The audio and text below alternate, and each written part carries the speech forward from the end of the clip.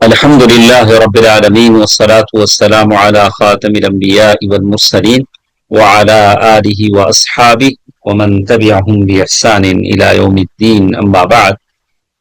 تو شیخ محترم یہاں سے لکھتے ہیں بہت سارے لوگ، مطلب شیخ یہی بتانا چاہتے تھے کہ کلمہ پڑھنے والے کلمے کا مطلب نہیں سمجھتے ہیں، جیسے آج کل ہمارے پاس یہ حالت ہے. جیسے شیخ نے لکھا کہ بہت سارے لوگ ایسے پائے جاتے ہیں جو اس عظیم مقصد کو نہیں سمجھتے، زبان سے کلمہ تو پڑھتے ہیں لیکن اس کا مطلب نہیں سمجھتے. مثال کے طور پر لا الہ الا اللہ کہتے وقت انگلی اٹھاتے ہیں، مگر انہیں اس کلمے کا مدلول کا پتہ نہیں ہوتا، یہ کلمہ کس پہ دلالت کرتا ہے اس کا پتہ نہیں ہوتا. اسی لیے آپ اس انسان کو کچھ دیر بعد دیکھ سکتے ہیں کہ وہ ہاتھ پھیلائے کہہ رہا ہوتا ہے یا فلان مدد. لا الہ الا اللہ بھی کہے گا اور ساتھ ساتھ کیا کہے گا؟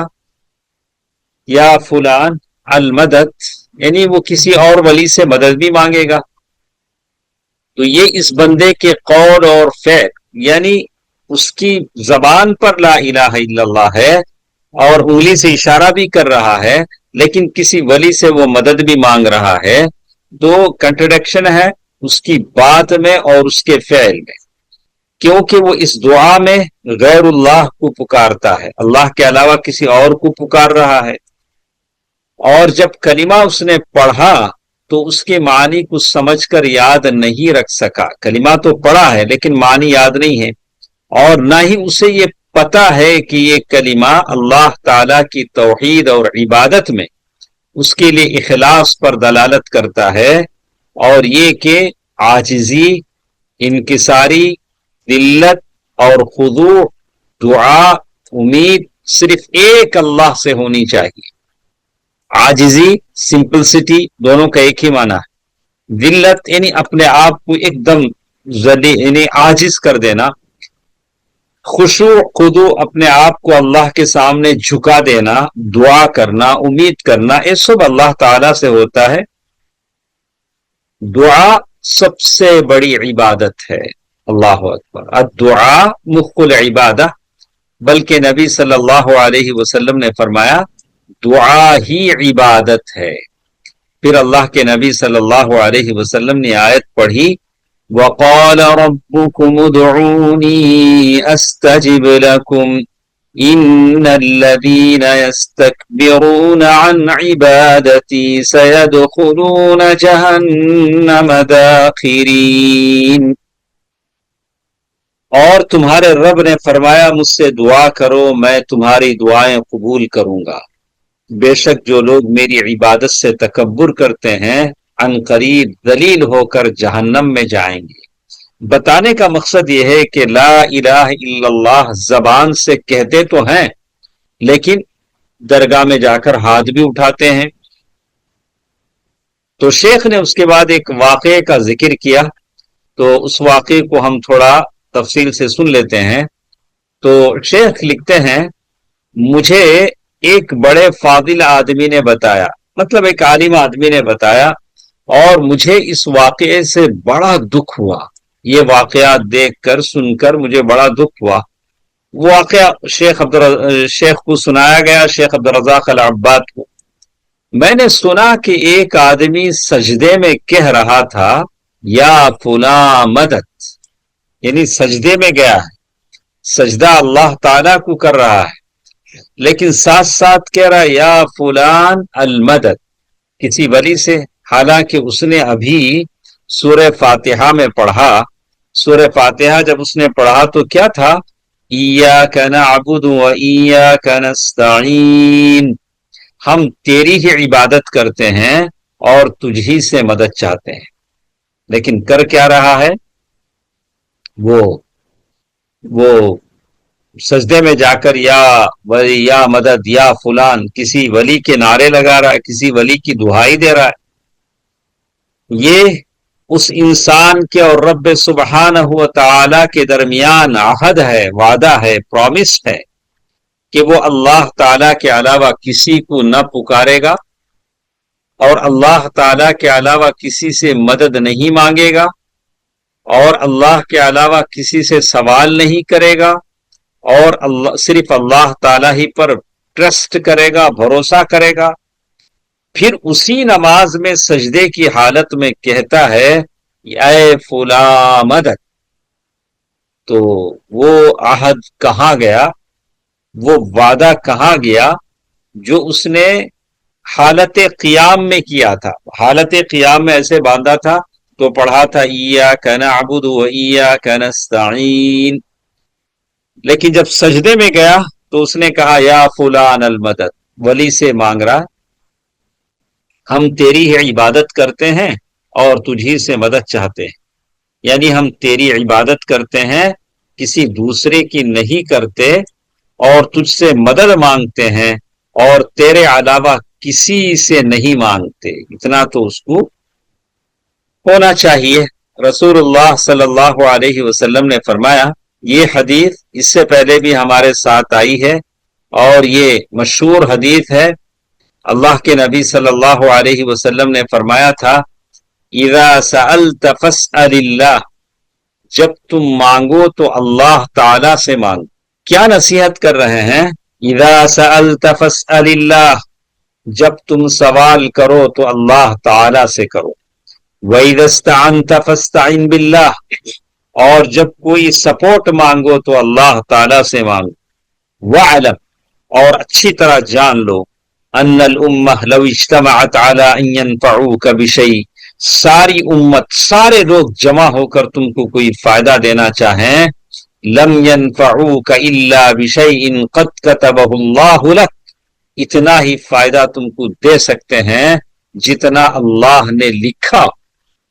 وَلَوْ اجْتَمَعُوا عَلَىٰ أَن يَضُرُّوكَ بِشَيْءٍ، اور اگر سارے مل کر تم کو کوئی نقصان پہنچانا چاہیں، لم يضروك بشيء قد كتبه اللہ علیک، اتنا نقصان تمہیں پہنچا سکتے ہیں جتنا اللہ نے لکھا، اس سے زیادہ نہیں۔ تو نفع بھی اتنا ہی ملے گا جتنا اللہ نے لکھا ہے، نقصان بھی اتنا ہی ملے گا جتنا اللہ تعالی نے لکھا ہے۔ رفعت الاقلام وجفت الصحف، یعنی پین اٹھا لیے گئے، یعنی اللہ تعالیٰ نے ساری چیزیں لکھ دی ہیں، اور اللہ تعالیٰ نے جو صحیفے لکھے ہیں وہ خشک ہو چکے ہیں، یعنی ڈرائی، یعنی وہ سب سوکھ چکے ہیں، اب اس میں کوئی رد و بدل نہیں ہے۔ تو یہ نصیحت ہے جو اللہ کے نبی صلی اللہ علیہ وسلم نے حضرت عبداللہ بن عباس رضی اللہ تعالی عنہ کو کیا تھا۔ اس کا ترجمہ یہ ہے، میں آلریڈی ترجمہ کر چکا ہوں، پھر یہ پڑھنے کی ضرورت نہیں ہے، آپ لوگ اچھی طرح جانتے ہیں۔ حاصل کلام، ساری بات کا خلاصہ یہ ہے کہ بے شک کلمہ لا الہ الا اللہ توحید کا کلمہ ہے، اور توحید ہی اس کلمے کا مدلول ہے۔ اس کا مطلب ہے دین کو اللہ تعالی کے لیے خالص کرنا، صرف ایک اللہ کے لیے ذلت، عاجزی، انکساری، دعا، امید، ٹرسٹ، ہوپ، ڈر، ذبح، نذر، نیاز، اور جو بھی عبادات ہیں سب کے سب اللہ تعالی کے لیے کرنا، اور اخلاص کے ساتھ کرنا، جیسا کہ شیخ رحمہ اللہ نے فرمایا ہے۔ لہذا تمام عبادتیں، جتنی بھی عبادتیں ہیں جیسے نماز، روزہ وغیرہ، صرف ایک اللہ کے لیے خالص کرنا واجب ہے، ایک اللہ کے لیے آپ کریں گے، اور اللہ کے علاوہ کسی اور کے لیے عبادت کا ایک معمولی حصہ بھی کرنا جائز نہیں ہے۔ چلو دن میں 5 مرتبہ اللہ کے لیے پڑھ لیتے ہیں، ایک نماز کی ایک رکعت کسی ولی کے لیے پڑھ لیں، ایک سجدہ کسی ولی کے لیے کر لیں، جائز نہیں۔ آدمی زندگی بھر کی عبادت اس کی چلے جائے گی، کیونکہ جو کوئی ان میں سے کوئی ایک عبادت بھی کسی غیر اللہ کے لیے بجا لاتا ہے تو ایسا کرنے سے توحید میں نقص واقع ہوتا ہے اور کمی واقع ہو جاتی ہے، یعنی توحید ختم ہی ہو جاتا ہے، کمی تو وہاں دور کی بات، توحید ختم ہو جاتا ہے، اور ایسا کرنے سے اس کا شمار مشرکین میں ہونے لگتا ہے۔ موحدین کے صف سے نکل کر مشرکین کے صف میں چلا جائے گا. جیسے اللہ تعالی نے فرمایا وَلَقَدْ أُوحِيَ إِلَيْكَ وَإِلَى الَّذِينَ مِن قَبْلِكَ لَئِنْ أَشْرَكْتَ لَيَحْبَطَنَّ عَمَلُكَ وَلَتَكُونَنَّ مِنَ الْخَاسِرِينَ بَلِ اللَّهَ فَاعْبُدْ وَكُن مِّنَ الشَّاكِرِينَ. یہ آیت ہمارے ساتھ ہے. اور بے شک آپ کی طرف وحی کی گئی ہے اور آپ سے پہلے لوگوں کی طرف کہ اگر آپ نے اللہ کا شریک کیا تو ضرور آپ کا عمل ضائع ہو جائے گا، آپ کا عمل اکارت ہو جائے گا اور ضرور آپ خسارہ اٹھانے والوں میں سے ہو جائیں گے.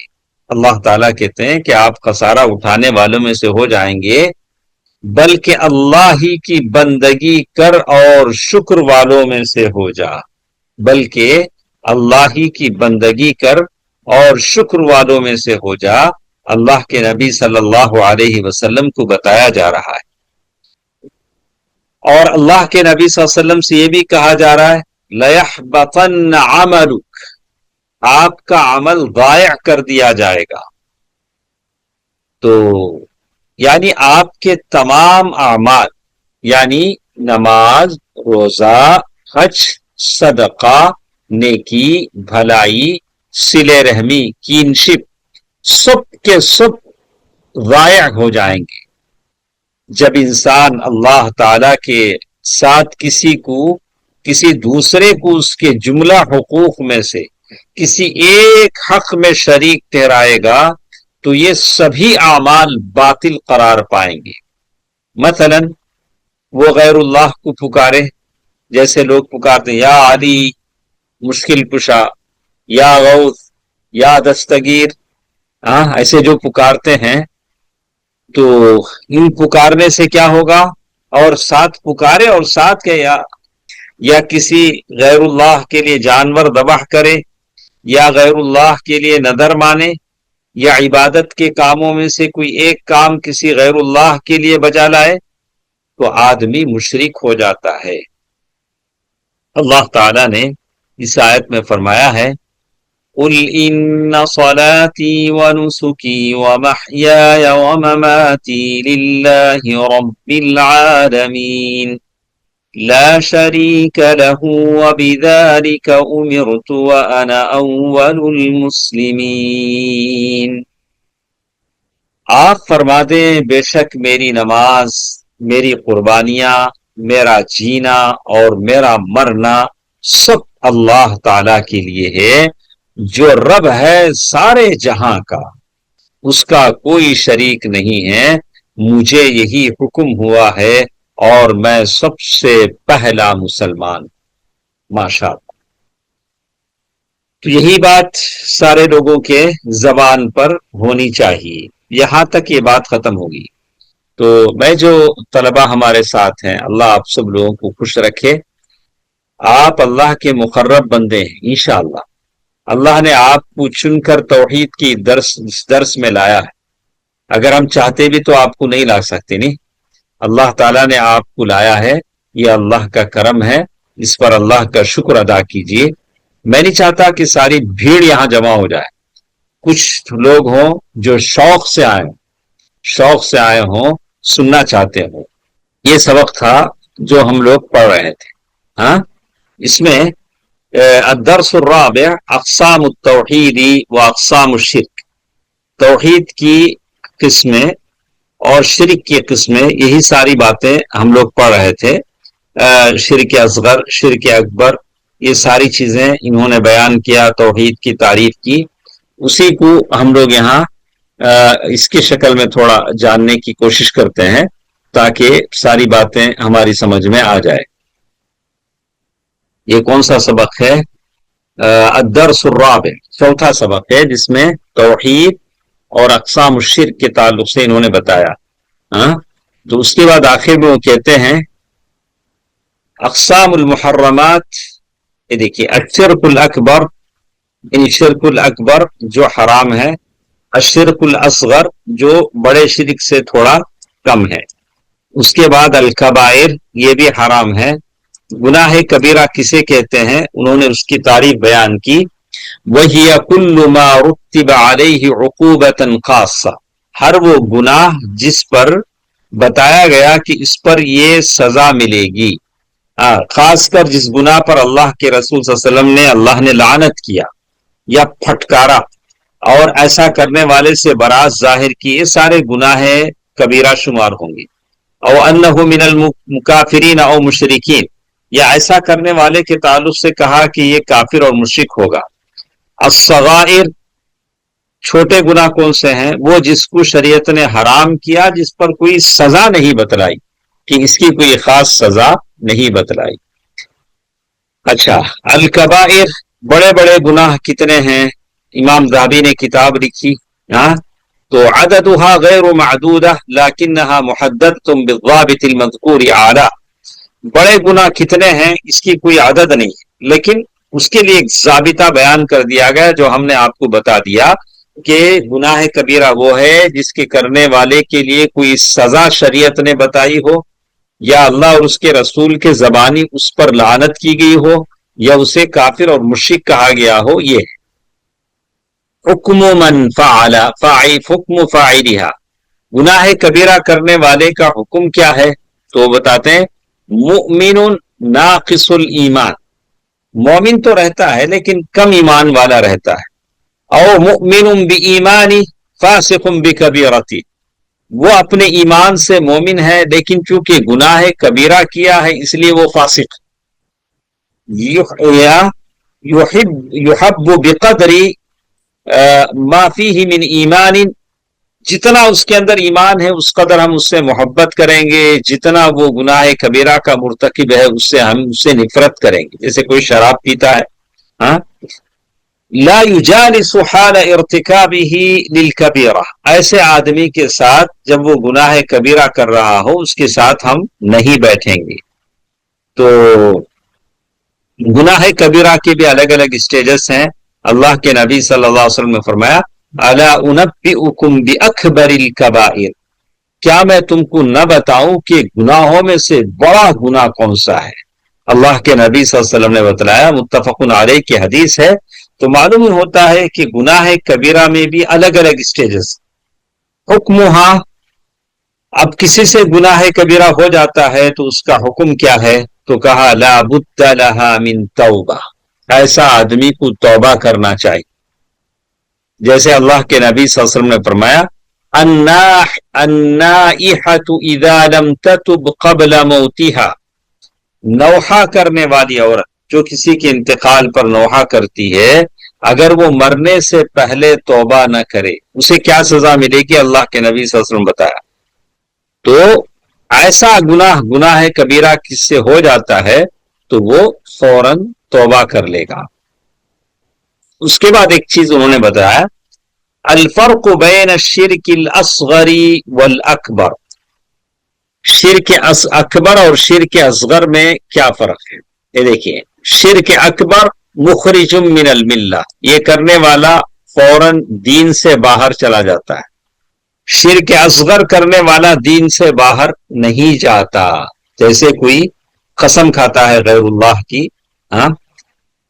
محبط لکل الاعمال، شرک اکبر سارے اعمال اکارت ہو جاتے ہیں۔ اچھا، نمبر 2، غیر محبط لجمیع الاعمال لیکنہ محبط للعمل الخاص، شرک اصغر چھوٹے شرک سے پورے اعمال اکارت نہیں ہوتے۔ شرک اکبر کرنے والا موجب للخلود الابدی فی جہنم، یہ ہمیشہ کے لیے جہنم میں رہتا ہے، پرماننٹ جہنم۔ اگر چھوٹا شرک کرتا ہے غیر موجب للخلود الابدی فی جہنم، یہ ہمیشہ جہنم میں نہیں رہے گا، بعد میں اسے سفارش ملے گی، جہنم سے باہر آ جائے گا۔ مبیح للدم والمال من السلطان، بڑا شرک کرنے والے کا خون حلال ہو جاتا ہے اور اس کا مال اس کا جو سلطان ہوگا وہ لے لے گا۔ اگر اسلامی مملکت ہو، ہر جگہ نہیں. ہاں اس کے بعد غیر مبی اگر چھوٹا شرک کرتا ہے تو اس کا خون حلال نہیں ہوگا، اس کا مال ہوگا. اچھا، ان يعتقد ان السبب اذا دل الدلیل على انه اکبر، لیکن دلیل ہونا چاہیے کہ وہ بڑا شرک کرتا ہے. یعنی ہر ایک کو پکڑ کر ہم نہیں کیا بولے ارے تم مشرک ہو، بڑا شرک کرتے ہو، ارے اس کے لیے کوئی دلیل چاہیے.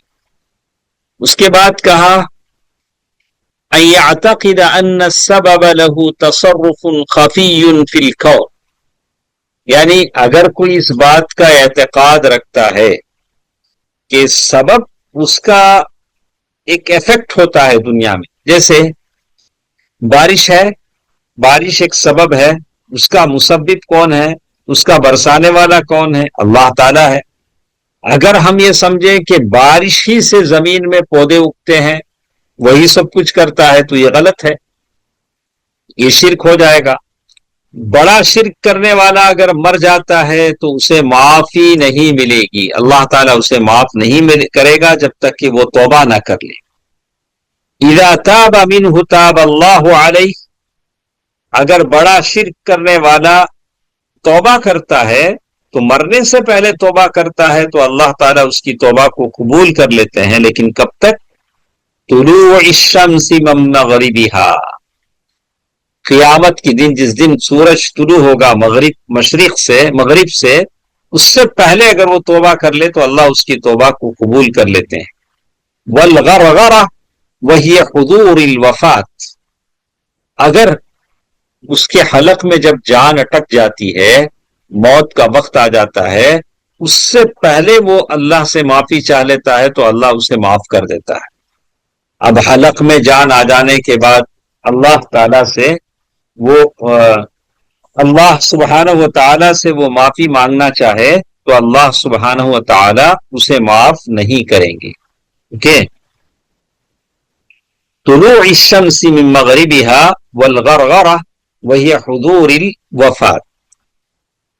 تو بس یہ فرق ہے شرک اکبر میں، بڑے شرک میں، شرک اصغر میں، چھوٹے شرک کی یہاں تک باتیں تو ہم پڑھ چکے ہیں. کل ما کان وسیلۃ الی الاکبر فہی اصغر، یعنی ہر وہ شرک جو بڑے شرک تک پہنچاتا ہے وہ چھوٹا شرک ہے. کل ما اطلق علیہ الشرک شرع انہ شرک او کفر، تو بات ذرا لمبی ہے، پھر ہم لوگ اپنے سبق کی طرف جاتے ہیں. یہاں انہوں نے مثال بھی بیان کر دی ہے، بڑے شرک کی مثال کیا ہے، چھوٹے شرک کی مثال کیا ہے، دونوں چیزیں بیان کر دی.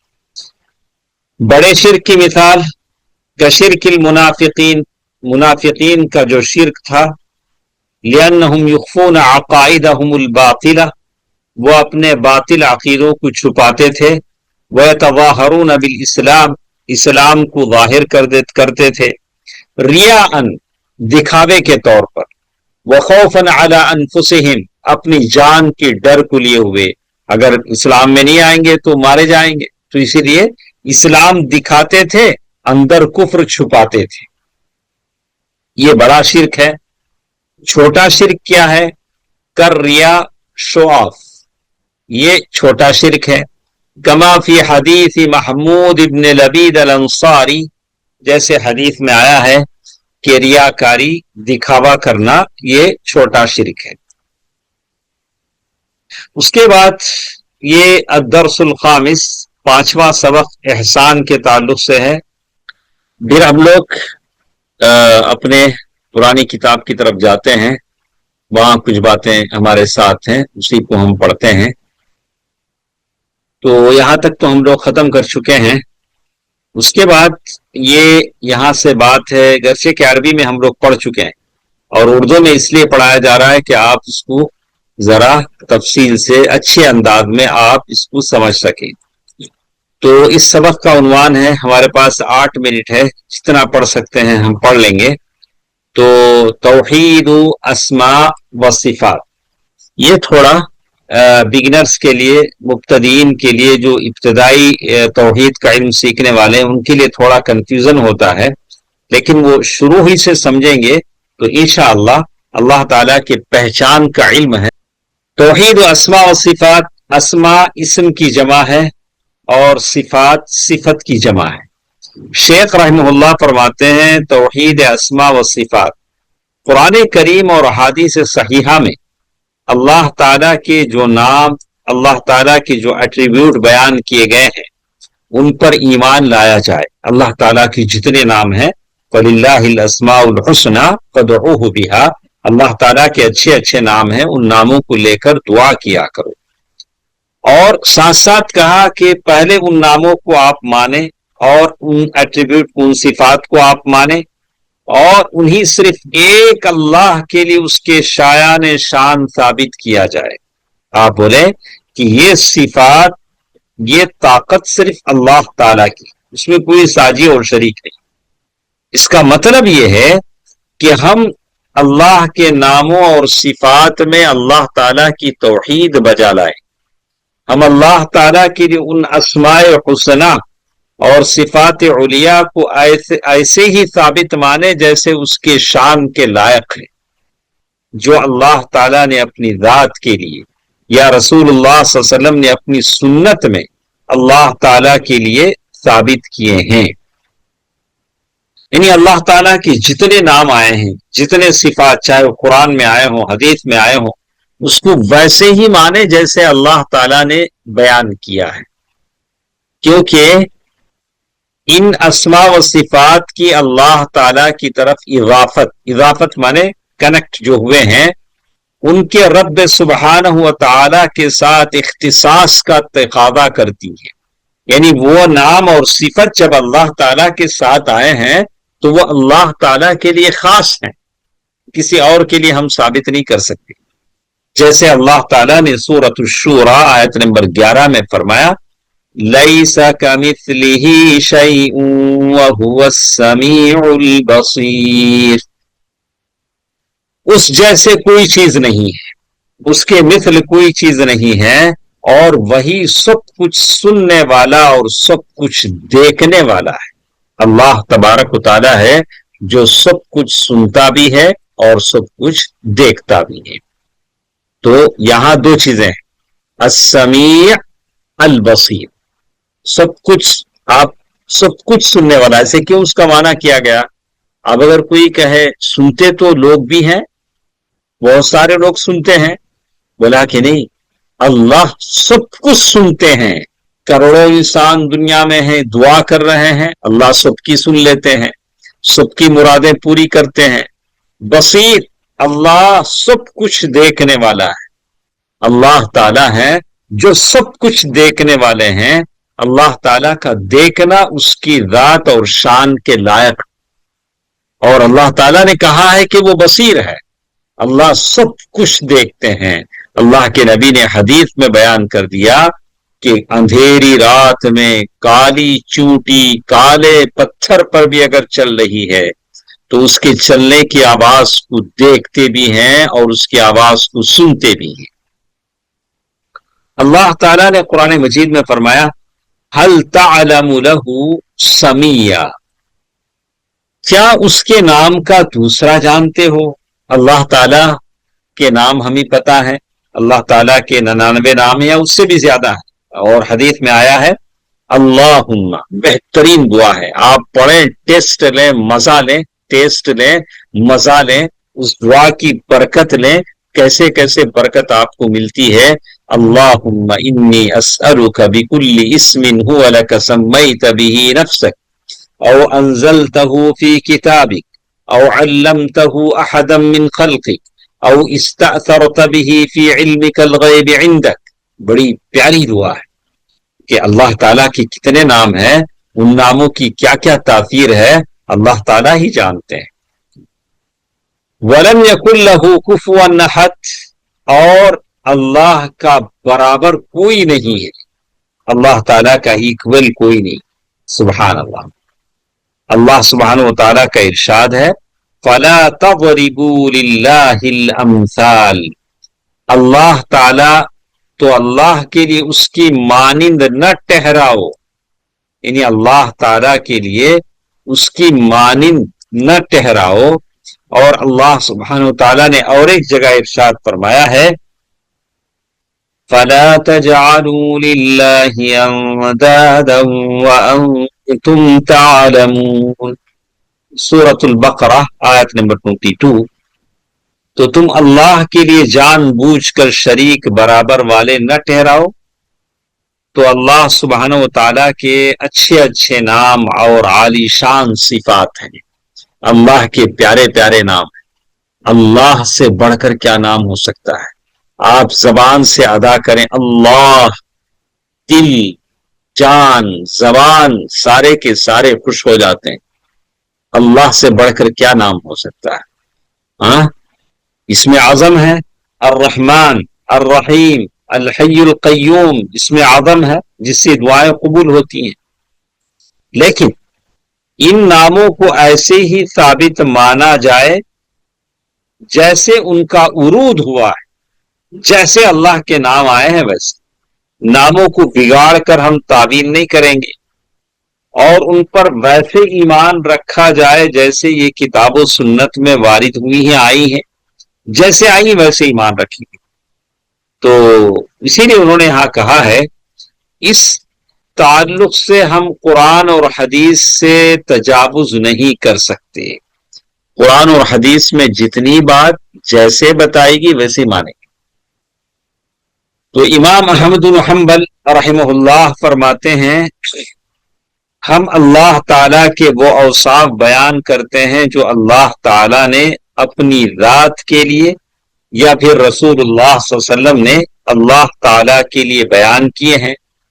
اللہ نے جو بیان کیا ہم بیان کرتے ہیں، رسول نے جو بیان کیا ہم بیان کرتے ہیں، ہم ان سے تجاوز نہیں کرتے، آؤٹ آف لمٹ ہم نہیں جاتے ہیں۔ اللہ تعالیٰ کو ہاتھ ہے، قرآن میں ہے ہاتھ ہے، ہم مانتے ہیں۔ اب ہاتھ کیسے ہے یہ کسی نے نہیں بتایا، دونوں ہاتھ سیدھے ہیں یا ایک رائٹ ایک لیفٹ ہے، کتنا بڑا ہے یہ ہم نہیں جانتے۔ کما یلیق بجلالہ وکمالہ، ہم کہیں گے کہ نہیں، ہم کو نہیں پتا، اللہ تعالیٰ کے لائق ہے۔ اللہ کو ہاتھ ہے، کیسے ہے اللہ جانتا ہے۔ اب اس میں کتنی انگلیاں ہیں، کیسے ہاتھ ہے، دونوں رائٹ ہیں کہ رائٹ اینڈ لیفٹ ہیں، کیسے ہیں اللہ کو معلوم ہے، ہم کو نہیں معلوم ہے، اللہ نے نہیں بتایا ہے، تو ہم تجاوز نہیں کر سکتے۔ تو یہاں سے یہ بحث شروع ہوتی ہے، تحریف تعطیل، یہ بحث ہے، یہ ہم بعد میں پڑھتے ہیں۔ آج ہم نے پڑھا توحید اسماء و صفات۔ اللہ تعالی ہم سب کے وقت میں برکت دے، اللہ تعالی ہمارے جسموں میں صحت عطا فرمائے، آمین۔ اور میرے لیے بھی دعا کریں کہ اللہ تعالی مجھے بھی کامل صحت عطا فرمائے، آمین۔ والسلام علیکم۔ اللہ تعالی ہم سب کی دعاؤں کو قبول فرمائے۔